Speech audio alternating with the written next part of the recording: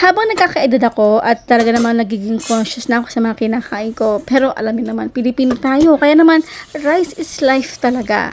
Ito na naman yung isang na-discover ko dito sa TikTok. Ayoko talaga nagpapabudol eh. Pero yung nalaman ko na pwede palang mabawasan yung pinaka-sugar content ng kanin natin o yung starch sa pagsasaing na tulong ng Zulele low sugar rice cooker. Ay talaga namang hindi na ako nagpatumpik-tumpik pa. At alam ko na marami na magtatanong, Mama Shirley, paano ba yung gamitin? Para lang ba yung normal na rice cooker? Ako guys, ituturo ko yan sa inyo sa ating mga next video, kaya abangan natin. Meanwhile ako, marami na nga pala gumagamit ito at madali talagang maubos. Kaya naman ito nasa yellow basket, meron pa tayong iilan na stock.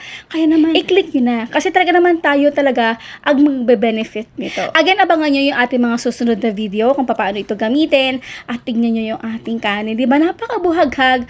Kakahango ko lang talaga yan dito sa ating Zulele low sugar rice cooker at napakaganda nito. Napakasarap kainin, mas pinasarap pa. At nga pala hindi lang ito pang saing. Pwede rin tayong magluto dito ng kahit ano kasi ito ay multifunction.